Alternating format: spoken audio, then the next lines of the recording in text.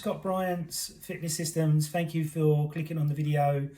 And this video is all about Fernando's question, which is what should you wear as a PT? Now, I believe after years of 26 years in the fitness industry that you need to set your own standard. So if you're wearing Nike, Adidas, most people can afford that. It's looked at the bog standard basic of fitness clothes. But whereas if you're wearing Hugo Boss, that's really setting a designer brand. So you could call yourself the designer trainer or something like that, in which to catch people to come and want to work with you. Now, some hints and tips that I'm going to give you as well about what to do for getting high-end clients. 1, look at what clothes they wear. 2, look at what watch they got. 3, look at what car they drive. If somebody is wearing a £53,000 Rolex, are they going to be able to afford £50 an hour? Yes, you would have thought. But some people can be very rich but have a poor mindset and have a mindset of that they want a bargain no matter what your rate is, okay? So what you can do is that you can set your rate really, really high. So then that way, the people that want to get a deal can knock you down a little bit, but you're always getting what you used to get. Does that make sense? So I believe that when you're walking the floor or going to see clients or doing consultations over the phone, like mine are for 15 minutes, the first thing I'm asking is, what job do you do? So if they're a taxi driver, they might be on 100k a year. If they're a nurse, they might be on 30k a year. If they're a banker, they might be on 200 to 300k a year. So then that way, at least you get a gauge of what price to go in at. Does that make sense? But I've got one price only now because it just makes it simpler and easier, and I'm willing to do deals provided the client's going to do the work and listen to what I'm going to coach them on. Does that make sense? And I found over the years, the higher your rate is, the more compliance you get. Because the client's like, I'm paying this huge amount of money, I've got to do it. I've got to turn up. Otherwise, Scott's going to charge me and I'm going to lose my money, and I don't want to lose it. Whereas some people don't really care and others do really care. So it's all about playing the business mind game. So the first thing I want to see when I get an email, say if I get an email inquiry, the first thing I want to see is their phone number, what they're looking for, and whether they've researched me and found out exactly what I do. If they haven't done any of that and haven't put their phone number in the email, or their phone number in the email, I know really they're going to be a waste of time. But if they put their phone number in, specifically what they've got wrong, and they want me to contact them, then I know they're good to go and they're really a genuine client. Now, all PTs get a percentage of time wasters, and how you can stop them time wasters, which I've learned a little trick, is that keep your consultation time, the first consultation, to 15 minutes. And if they start talking about all their health issues and trying to ask what they need to do, you just need to say, look, you're getting 15 minutes of my time for free. If you want to go to the next level, you need to book a consultation, and I charge for that time. And that really gets rid of the time wasters and the people that don't really want to do it or haven't thought it through. Does that make sense? So when you turn up for your first consultation, make sure you got a portfolio, make sure you're looking smart, make sure you're looking fit and healthy. Don't go to a consultation if you're feeling sick or something like that, or feeling a bit off. Make sure you cancel and do it a day when you're on top form, if that makes sense. And I don't believe any consultation should be free, because if you go and see the dentist, it's not free. You go and see the doctor, it's not free. You go and see, well, it depends on where you are in the world.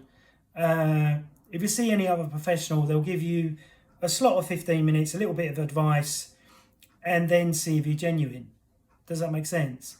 And this just stops all the time wasting, all the aggro that you may get. Like the other reason why I charge for my consultations It's because over the years I went for 2 different consultations and the client didn't even show up. So I was sitting there texting, where are you, where are you? Didn't even show up. So that's why I always charge. So my time is never wasted. Does that make sense?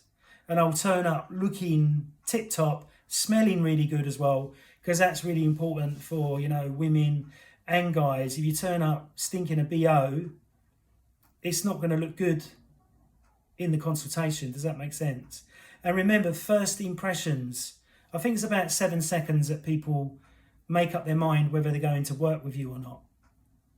7 seconds, you've got to impress them. So look smart. Turn up in a, you don't have to turn up in a tracksuit. You could turn up in a blazer, a nice pair of shoes, nice pair of trousers, or a nice skirt, a nice top that shows off, you know, your figure or your physique as a man or figure as a woman. So then that way they can see that you're taking due care and attention before you're going to see them. I send out a little questionnaire that they have to fill out that tells me a bit more about them other than what I've asked over the phone. So the first thing I ask over the phone, what do you do for a living? And if they say I'm a road sweeper or I'm unemployed, I would say, well, how are you going to afford having a PT? Then they might go, oh, I thought you was £15 an hour. No, mate, I'm not £15 an hour.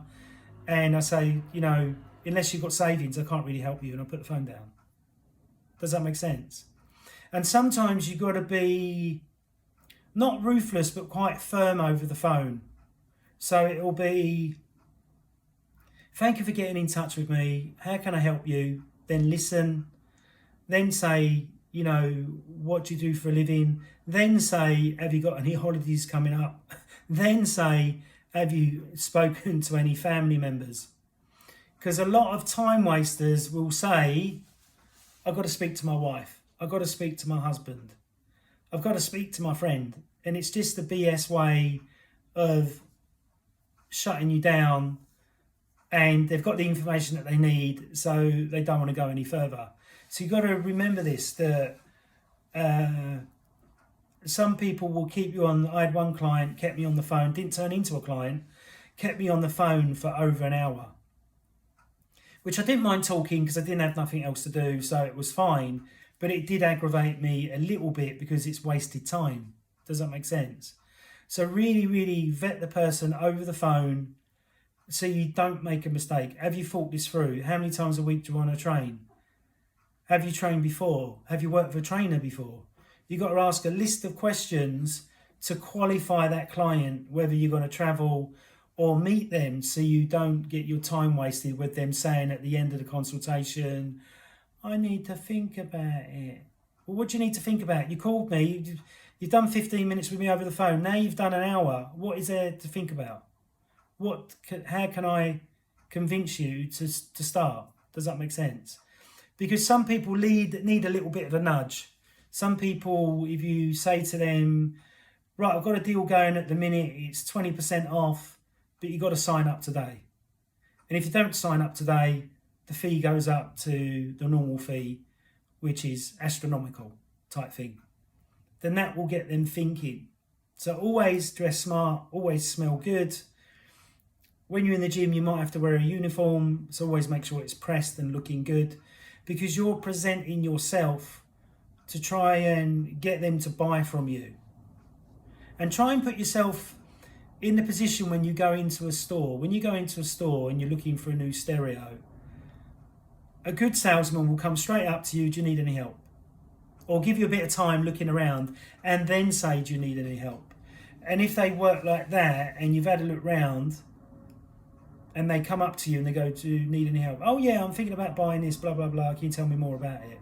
But unfortunately in the UK, a lot of salespeople don't take it seriously enough by knowing their product inside out. If you know your PT inside out and what you offer, that shows confidence. And clients like that. Because a lot of people that are starting to get into exercise are so brand new to it that they want to be reassured that you know your stuff inside out, so you can definitely help them. Does that make sense? And that takes time to build as well. And I've answered lots and lots of time waster calls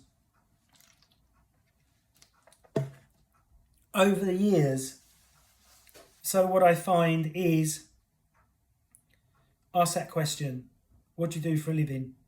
Have you spoke to your partner? Have you got any holidays coming up?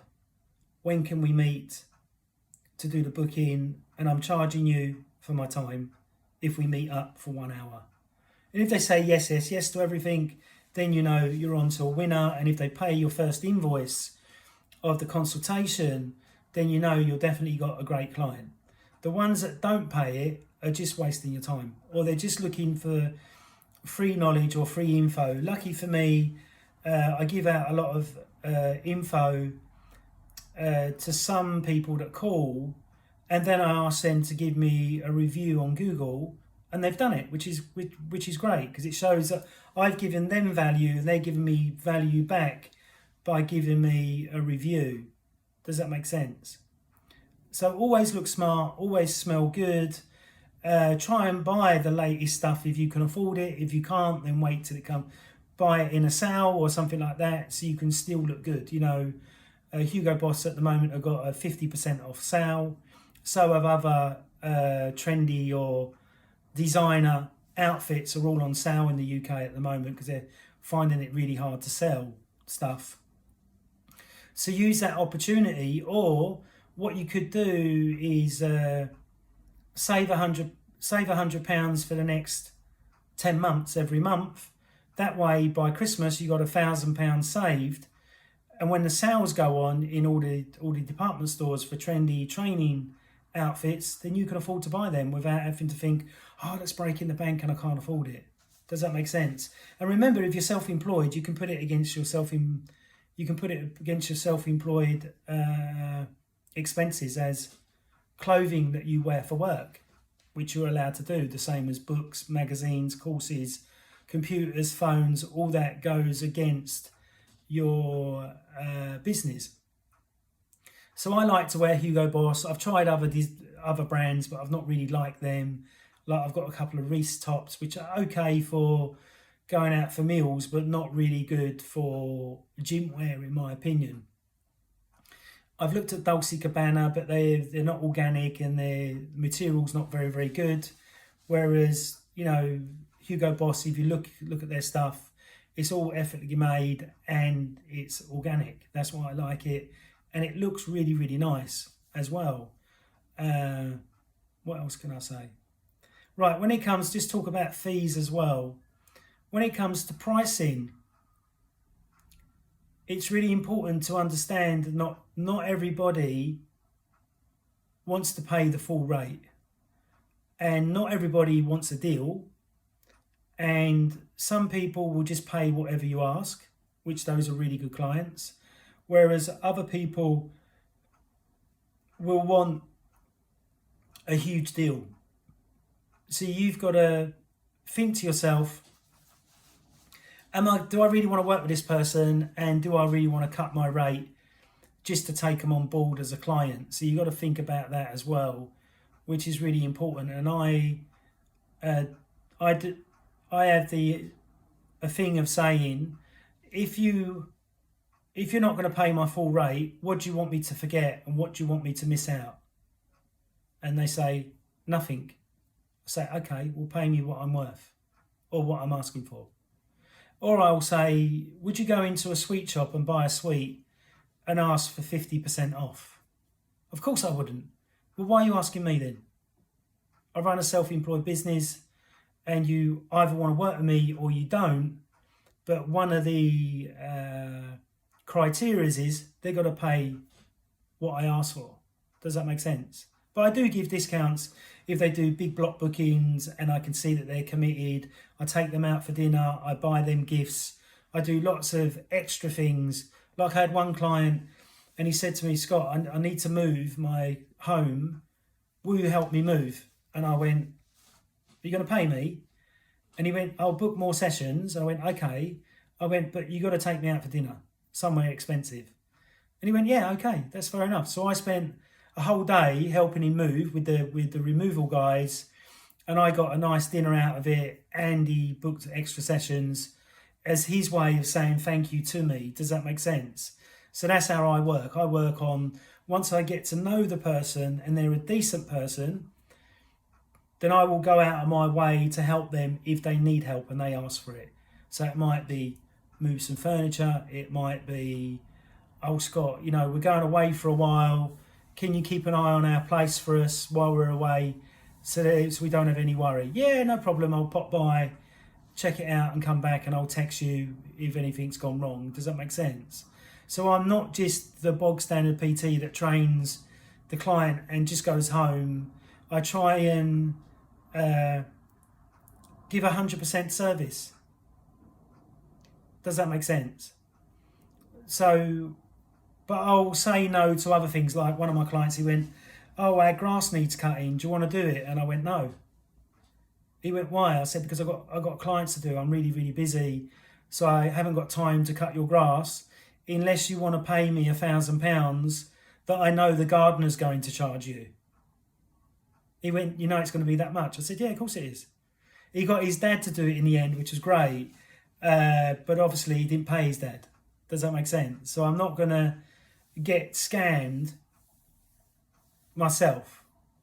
Does that make sense? So it depends on how you click with the client and whether you think they're going to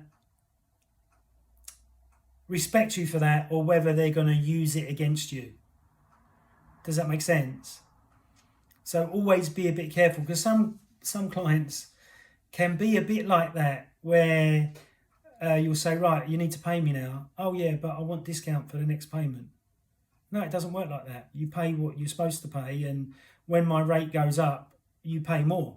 It doesn't go down, unless you do a bigger block booking type thing, or you've referred me a client or something like that. So always be open to do deals, but don't do yourself at the same time, if that makes sense. So if your hourly rate is £100 an hour and they want to pay £50 an hour, just say, right, I'll give you less service in. I'll only come for half an hour. Oh, no, I still want you to come for an hour. Well, pay me what I'm worth. Does that make sense? So you've got to be quite strong in business as well as strong in the gym. So I hope you've enjoyed this video, and please subscribe there, and please watch all the 2,300 videos